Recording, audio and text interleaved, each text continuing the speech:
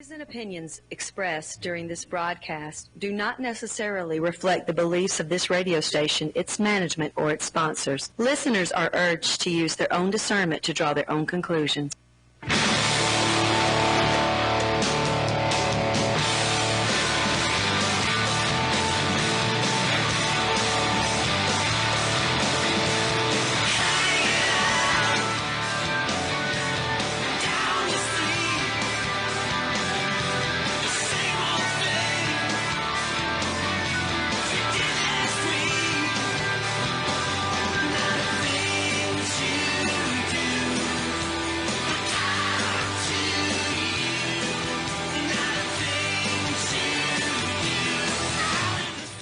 Good morning, Noonan.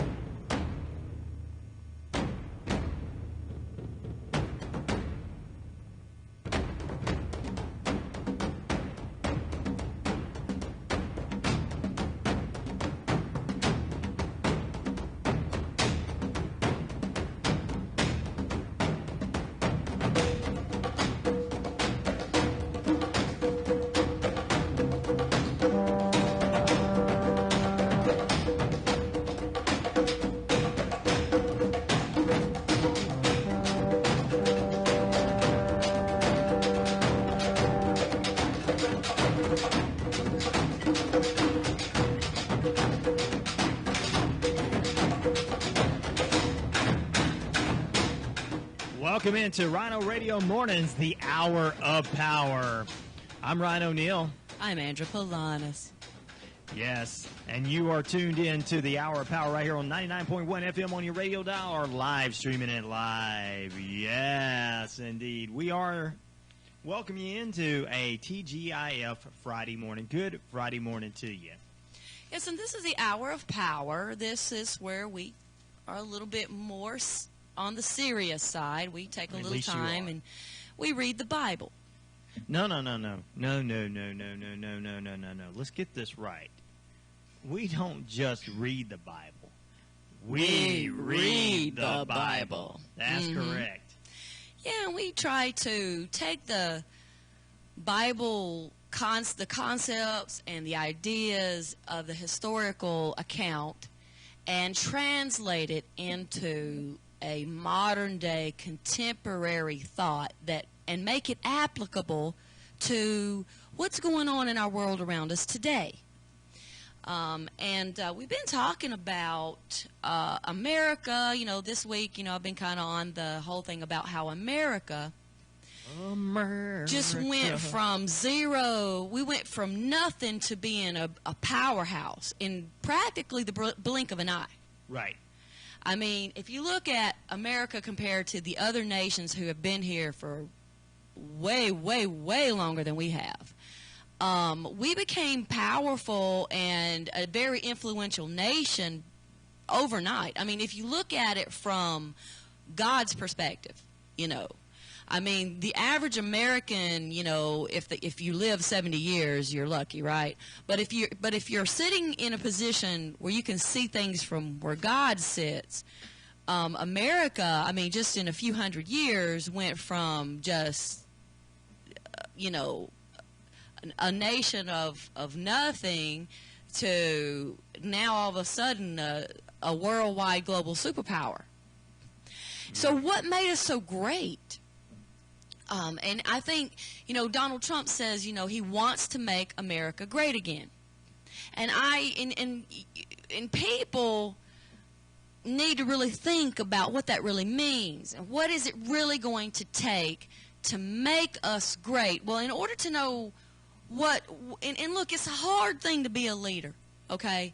Leaders sometimes they have to make decisions, and they have to do things they don't really want to do, but they know they have to do if this nation's going to survive. It's kind of like spanking your children. You don't really want to do it, but you know, they know when you tell them, and you tell them and tell them, and you try to do other things, you know, and it's not working. You know that if you don't take some extreme measures, you know, they'll be dangerous, and they'll self-destruct. Like they'll just, when you don't punish your children, they will destroy themselves when they're an adult. You know, and there's a lot of people out here that are against, you know, spanking children and things. You know, now we've got parents going to jail for spanking their children, and that never would have been thought about. Oh my goodness! You know, spank me. 50 years ago. I mean, yeah, and now our kids are out here tearing up cities, stealing signs. You know, breaking into places. Like the law, there's no constraint. They have no fear of the law. No, they don't. And look, they weren't just born that way. They had to be taught to be that way. And look, it's not what you did do. It's a combination of what you did do that was wrong and what you didn't do that you should have done. You know, it's like, I heard a preacher, you know, define sin once. And there's also principles that go along with this in our legal system. But sin is when you do what you know you shouldn't do, and you don't do what you know you should do. When you know you should do something, and when you know you should do the right thing and you don't do it, when you know you should speak up and take a stand but you don't do it, you turn a blinded eye. When you know that what you're doing is wrong, you know it's wrong, but you continue anyway. And see, you know, when you get to a point to where now you're a leader of a nation, okay, and your job is to make this nation great again, you've got to look at what made it great to begin with. Now, if we keep going the way we're going, we are going to self-destruct. And, you know, we're almost there anyway. We're almost there now. We're about to the point now to where we are about to self-destruct. America is. I honestly believe it. We don't know who we can trust. We don't know who we can believe. We think everybody's against us. You know, it's almost like we forgot. And look, when they start taking our history away, I mean, that's the first step, right? So we can't look back and learn lessons and learn from our past mistakes. And, you know, we've been talking about, you know, I was in Ezekiel 16, talking about this baby that was a love child of two people that were different races, and neither one wanted the baby because it was mixed. I mean, I'm just going to say that that's what I believe is going on here. Why would you have a baby and abandon it if you weren't ashamed of it or embarrassed by it? And America, if you go back and look at history, America back in it started in 1600. From 1600 to about the mid-1800s, I calculated, doing a little research, you know, and I'm not an expert in all this, you know, and I'm sure there are all kinds of opinions out there, but based on the research I was able to, and the information I was able to obtain, by about the middle of the 1800s, we had about 4 million African people. We had about 4 million European people, 4 or 5 million Germans, all that were kind of forced to come over here in one way or another over the course of of time, from 1600 up until about the mid-1800s. And it wasn't until, and then in the early 1900s, there was like a whole bunch of people that came over. And that was around about the time, I know, Ryan, your dad's family. I can trace Ryan's ancestors all the way back to Sweden. Yeah. And they came over here, during the late 1800s and early 1900s. And then immediately after that, we had all these weird laws getting passed around the 20s. You know, women were able to prohibition and all this stuff that kind of set the stage for organized crime. And you know, and there's money in all of this, you know. And there's a mastermind, you know, somewhere behind all of this when you go back now, because hindsight's 20/20, right? Then all of a sudden we had World War I. Then we had a Great Depression. Then we had World War II. You know, and that's not counting the Civil War that was fought, you know, prior to all of this during the 1800s. We had the Civil War, right, between the North and the South. And who knows what it was really about? We only know what they tell us when they want to get us all stirred up about something. And, I mean, you know, and if you look at all these people, you know, the only people that came over here willingly were the Chinese, and they came because they were looking for the gold mines. Everybody else was driven over here for some, you know, other reason. They were either starved out of their country, they were rejects.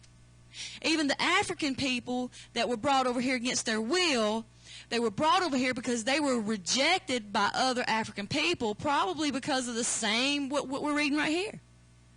I know Ryan's mom, she's Native American, and her great-great-grandfather was kicked off the reservation because he married another Native American that wasn't from his tribe. They were forced off the reservation. So if you know, and I'm pretty sure it was the same thing in Africa. It was the same thing over in the European, you know, because back then they were real clannish. You know, you had your you know, everybody was against marrying outside your family or marrying outside. You know, if they didn't like who you married, it didn't matter if you had the same skin color. If they didn't like something about you, they got rid of you if it was going to make them $1 to get rid of you. If they saw you standing in between them and their success, they got rid of you. They'll find a reason to get rid of you, right?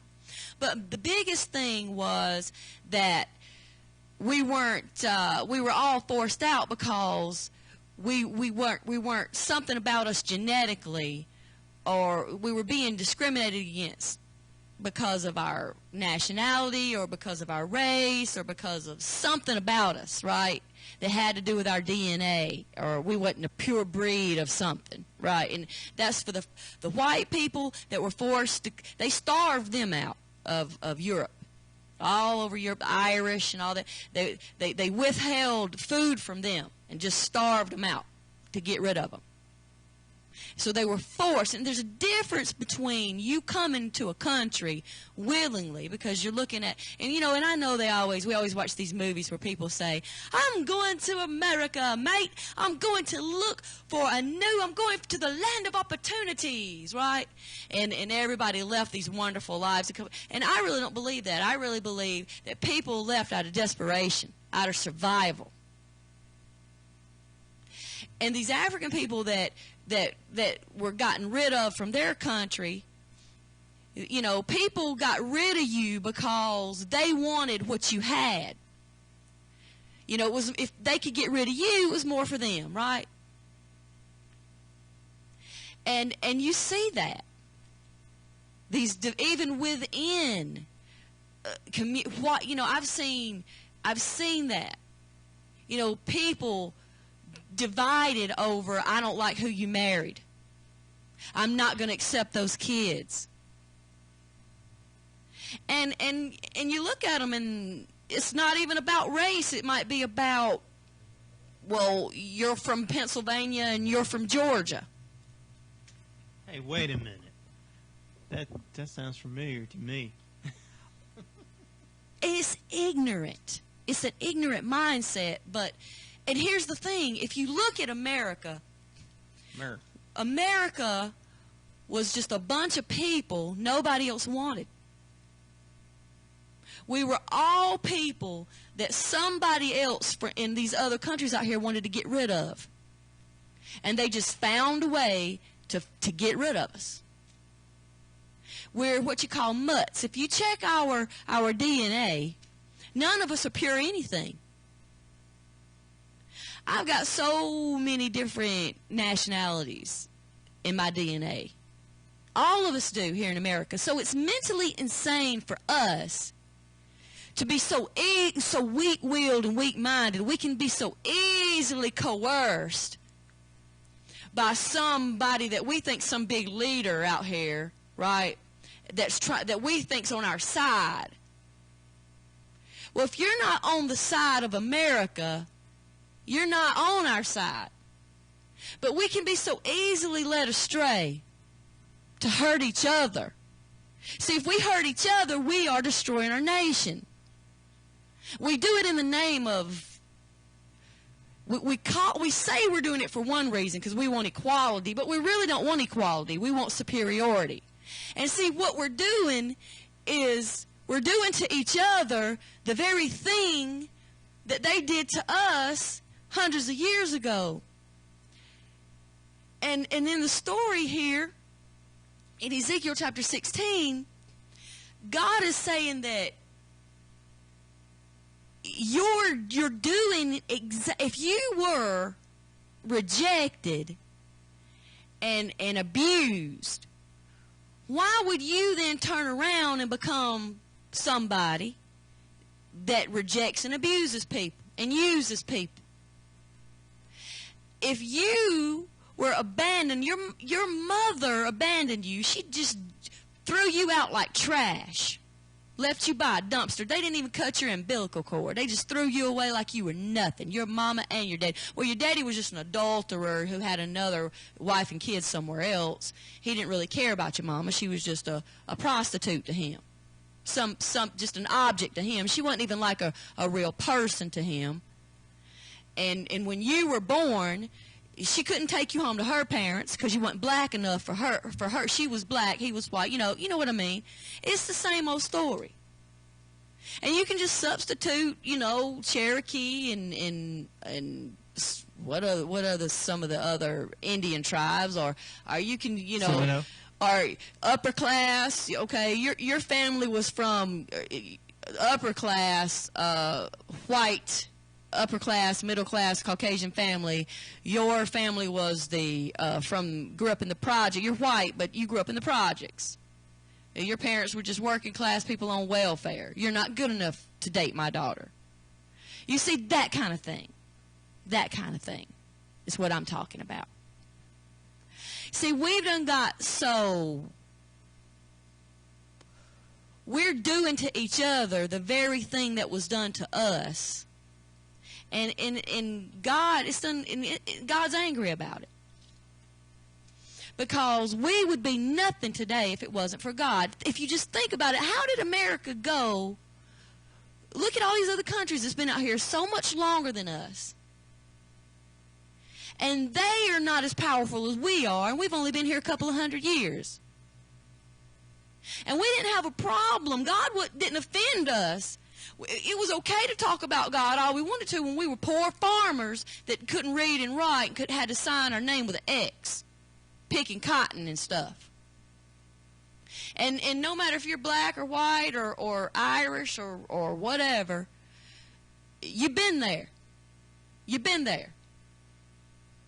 But in our success now, we've gotten so corrupt now that we don't need God anymore. We don't need the God that made us this great nation.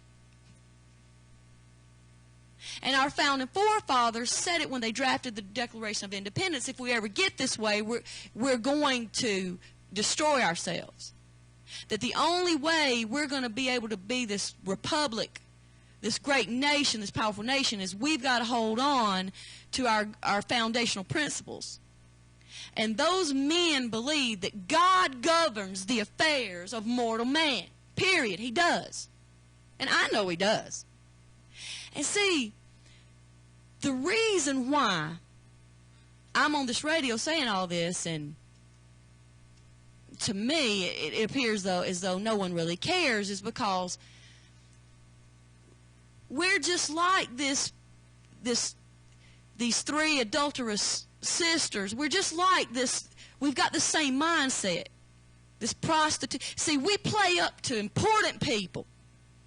If I was an important person, famous important person, riding around in a limousine or something like that, everybody would be listening to me.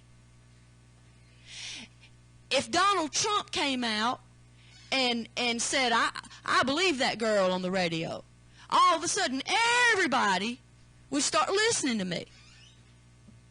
If I was somebody like that, everybody would listen to me. Everybody would believe me if I was Paula White or if I was Joyce Myers. Because you lust after people you run after people like that. You play up to important people, and you care nothing you don't care about anybody that can't get you somewhere. You only want to step on people that are poor. You step on people if they're not useful for you to get anything out of them. And because nobody's ever really heard of me, and I'm just kind of somebody that just came up on the radio out of nowhere, and nobody's ever heard of before, you don't know if you can really take me serious, because you're waiting for somebody that you look up to, you're waiting to see if they're going to take me serious. Well, if you're waiting for that, you're going to be waiting a long time, because that's never going to happen. Because if for them to take me, they wouldn't have to take me serious if they were where they needed to be with God. Okay? I wouldn't have to. I'd be somewhere else doing something else. I wouldn't be here. God came to me. This was not my dream job, okay? That's why they didn't take Jesus serious. He was just a little carpenter. Nobody ever heard of him before. And the people who were the influential, well-known people, discredited what he was saying, so nobody would believe him. But he was the Messiah. And that's what we've gotten in America. We're waiting for somebody famous to say something. We're waiting for somebody that we call credible. But these are the same people that have influenced us to be corrupt.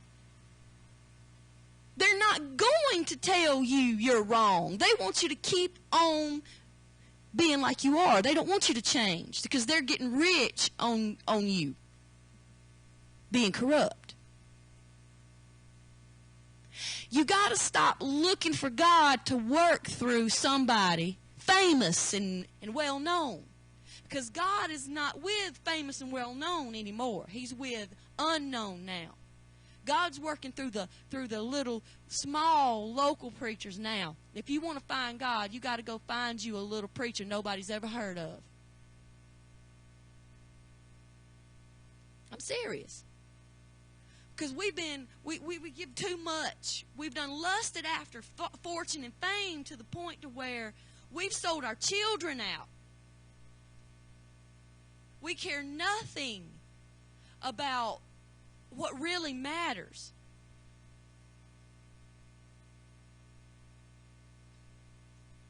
In this nation, we don't. And look, as a leader in this nation, to be a leader in the United States of America, it has nothing to do with that election machine. Okay, I'm going to let you in on a little secret. If you're going to be a leader in America that's going to have power, you've got to be chosen by God.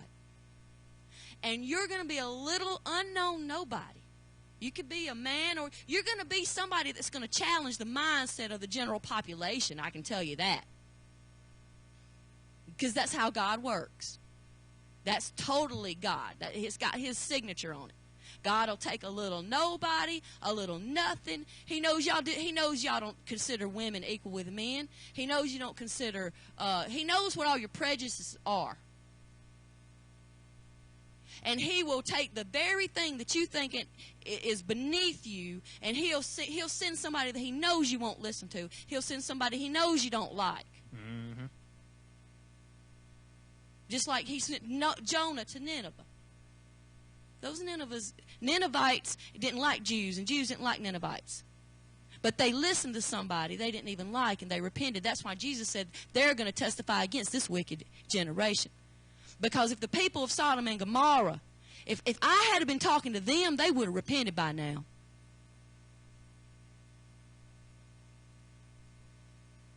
And I wouldn't have to have a big name and a big title and be some famous person for them to listen to me. And you need to get that out of your mind when it comes to God using people. But we've gotten to a point in this nation now to where we've got to make America great again.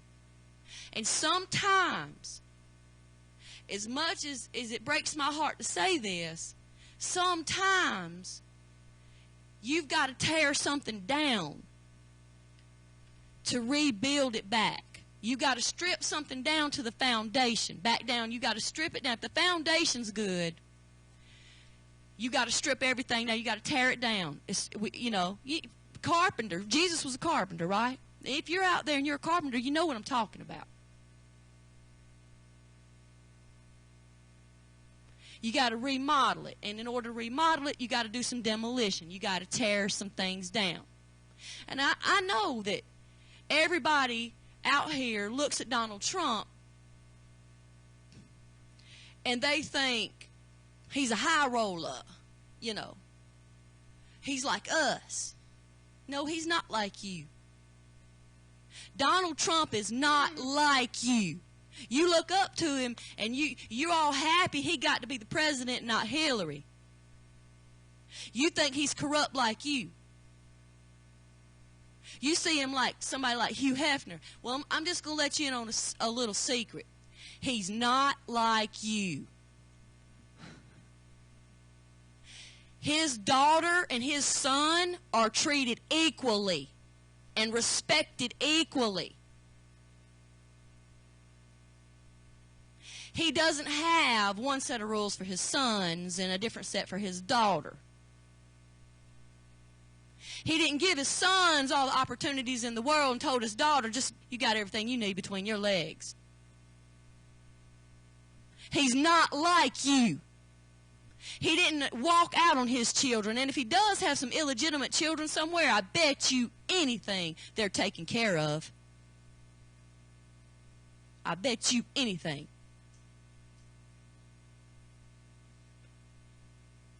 He's not like you. And Russia, I watched this interview with Putin, and Putin was talking about when Russia collapsed. And see, Russia, back during the time they collapsed, they were kind of like the way we are now. See, we've got some people, some strong people in this nation who are very healthy psychologically and very stable, but then that want to move our nation forward, but we can't move our nation forward because we still have too many people who are primitive minded. And there are other people who get rich on keeping you like that. They don't want you to get educated. They don't want you to change. And as much as it breaks my heart to say this, I really believe that Donald Trump is going to tear some things down in order to rebuild some things. And that's going to mean taking away, stripping us back down to where we were back when we were farmers. And we cared about each other, because when we stopped caring about each other, when we stopped raising our children, when cable TV started raising our children and video games started raising our children, and mothers and fathers decided that they wanted a drug needle in their arm more than they cared about paying their food for their children or taking care of their children, and we got out here and just became dependent on the welfare system, And God all of a sudden got offensive to us. If we get any more prosperous, if we get any richer than we are, we're going to collapse anyway. We're going to destroy ourselves anyway. And it's either going to be we gotta take steps and do what we got to do. We got to make some hard choices as leaders, because we got to think we want our country to be here 100 years from now. And if some things don't change, and if we don't take the responsibility now and break some stuff in this country, we will not be here in 100 years. Because we have never been more vulnerable to an external attack from foreign countries, from countries that they don't see us as anything but a bunch of mutts anyway. They don't even see us as people. They just see us as we're no better to them than a dog. Shooting us in the head, they wouldn't feel any more remorse for shooting Americans, our children, everything, than they would shooting a dog or hunting a deer. That's through how we got here to begin with. We're just like this baby in Ezekiel chapter 16. We're worthless trash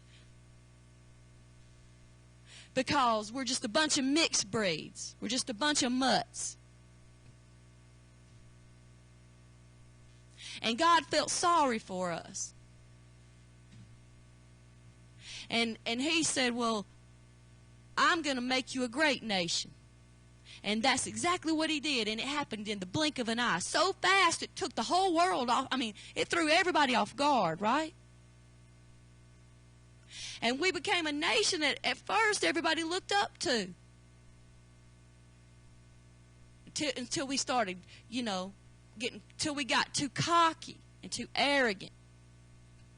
And we let our success go to our head, and then we decided we didn't need God. And the blame isn't just on, there's no one thing you can put your finger on and say, this is the one thing right here, it's not all the fake preachers' fault. It's not all the crooked politicians' fault. It's not all the immoral celebrities and corrupt, pornography and stuff. It's not all that. Because it doesn't matter if we had a leader made of gold. If we don't change, what good does it do for us to put more expectations on our leaders than we put on ourselves?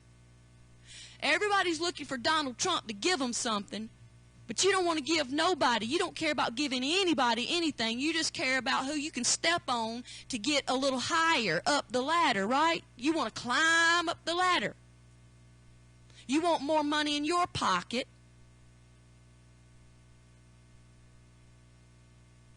And you don't care if you have to sacrifice your parents, your mother, your father, your children. It's all about you wanting to be a little G-O-D, which is a bunch of bull. There's only one G-O-D, and it's the capital G-O-D. And I'm just telling you, the only thing that's going to save you is repentance. Nothing else. You can give God, you can go and give the church all your money, you can sell everything. The only thing God wants is for everybody, from the least to the greatest, to repent and turn back to Him. That is the only thing that's going to save you.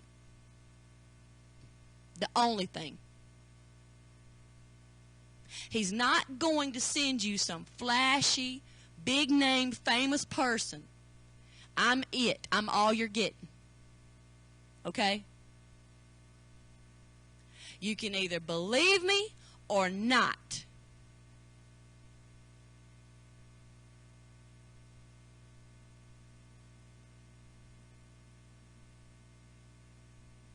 Either repent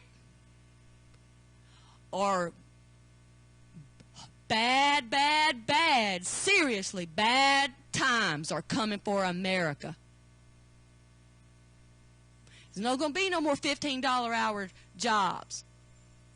It's going to go back down to $7 an hour. Everywhere. Everybody's homes are going to be, everybody's going to lose everything. Everybody's money's going to be taken. We're going back down to being poor farmers again that need God. Do you think God won't do it? Please tell me you think He won't do it. Do you think He won't do it? Do you think I'm telling you a story?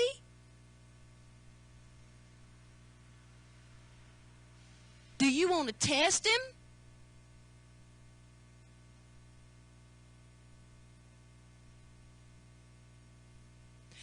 (501c)(3)s are nonprofit charitable organizations that are supposed to be out here doing a community service. They're not institutions for you to make money. They were not designed that way.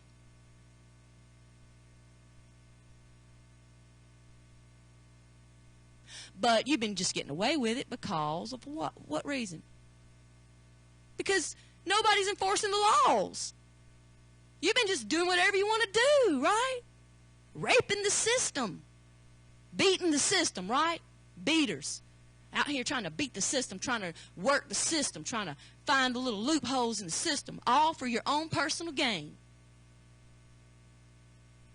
And that's about to come to an end. Because whether you believe it or not, God is really real. This nation is His baby. And I'm just going to tell you, that's what He told me. This nation is my baby. I found this baby abandoned, kicking and rolling in its blood. If I hadn't come along, there wouldn't be no America, United States of America.